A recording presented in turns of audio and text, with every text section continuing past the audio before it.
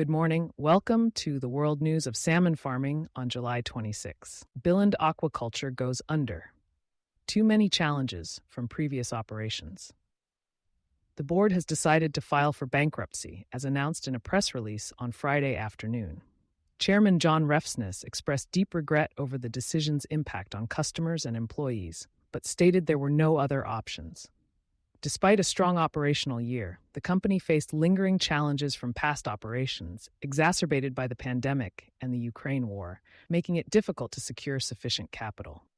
Significant changes in project and risk management were implemented over the past 2 years, but unresolved disputes from before 2022 hindered their efforts. Billund Aquaculture, a pioneer in land-based farming using RAS technology with offices in Denmark, Chile, and Australia, will now seek solutions for employees, customers, and creditors. Norwegian VAQ, formerly Billund Aquaculture Norway, has been operating independently since 2022. Currency fluctuations helped salmon prices in a quiet summer market. The fish farming market is currently experiencing a stagnation with little movement, as prices for salmon remain steady between 72 and 75 kroner per kilogram for the 5th consecutive week. Exporters note a slight price decrease from the previous week and emphasize that the market is being supported by a strong euro.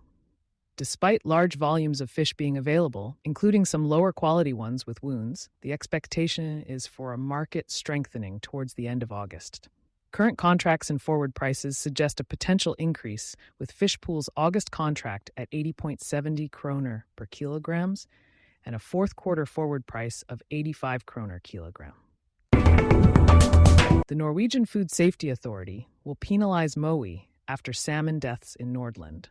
Mowi has been fined nearly NOK 900,000 for a fish mortality incident in 2022 connected to the crowding of slaughter-ready fish at the Brattholmen facility.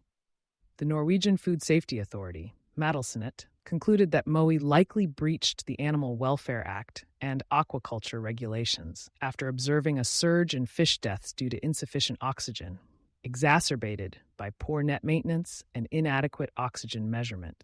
Despite Mowi's appeal, arguing the penalty was disproportionate and unwarranted given their lack of prior similar offenses, the fine was upheld. Mattilsynet criticized Mowi for performing risky operations without proper oxygen tracking, neglecting routine checks, and failing to prevent the incident despite the available time and resources. Mowi remains in disagreement with Mattilsynet's assessment and has sought to overturn the decision or reduce the fine, asserting the incident did not serve their interests. Vinjar Olaisen is distributing a large dividend despite halved profits. The parent company of Nova Sea experienced a significant drop in its 2023 results, with a post-tax profit of 250 million NOK, which is a substantial decrease from 506.7 million NOK in 2022. Despite this, 307 million NOK was allocated to shareholders. The holding company, which includes Okejby Olaisen, OBO, owning 51.6% of the shares, is primarily controlled by Eino Kristin Lindahl Olaisen, Maria Olaisen, and Håkon Vigner Lindahl Olaisen. Mowi Holding and Helgeland Invest are among other recipients of the 2023 dividend. Additionally, the subsidiary faced a fourfold increase in tax demands. Vinjar Olaisen's turnover increased by 25.3% from 2022 to 2023, reaching 3.4 million NOK, but its operating result worsened to minus 11.8 million NOK. The company's total capital was reduced to 440.8 million NOK, with the debt decreasing significantly from 377 million NOK to 101.7 million NOK during the same period. The service boat company Borøya Baka sailed in 82 million kroner last year. The company, based in Toringsvåg, Austevoll, reported a revenue increase of over 20%. Last year, it raised its revenue by NOK 14.2 million to NOK 82.1 million, resulting in an operating profit of NOK 8.2 million and a 10% operating margin. The pre-tax profit was NOK 11.4 million, a decrease of NOK 6.1 million from the previous year. Bak owns subsidiaries Savik and Norhav, which generate financial income from services and real estate rental for the aquaculture industry, contributing NOK 6 million. The company had a vessel book value of 72.5 million and an equity of 53.8 million at year's end, with total assets at 140.6 million and an equity ratio of 38.3%. The board has proposed a 9 million dividend. The company, employing 45 full-time equivalents last year, is owned by the Baca family via Bar Baca Holding. The CEO, Arne Baca, has been approached for comments on the financial statements.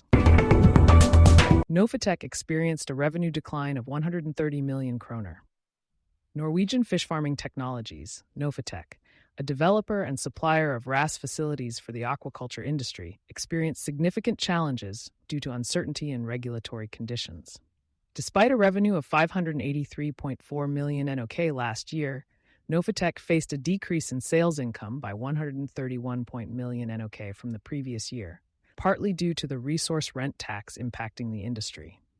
The company's operating profit plummeted by 36 million NOK, resulting in a negative margin, which the board considered satisfactory given the circumstances.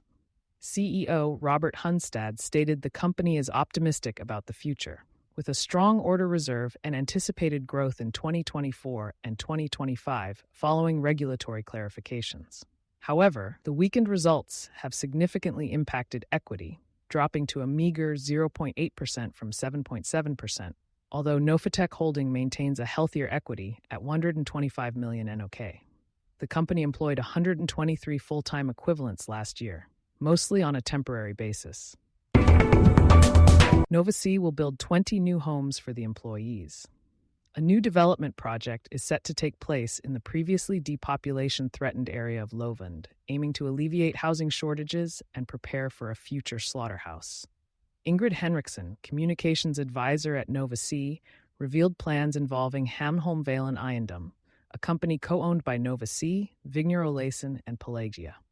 The plan includes the construction of 10 micro-houses and 10-row apartments. Although detailed plans are still in the early stages, the development will expand on the existing housing area in Sørmarka, close to the new major slaughterhouse. Industrial growth has been crucial to maintaining employment and community vitality in the remote areas of Helgeland, echoing the motivations behind Hans Petter Melland and Steinar Oleisen's pioneering efforts in salmon farming in the 1970s.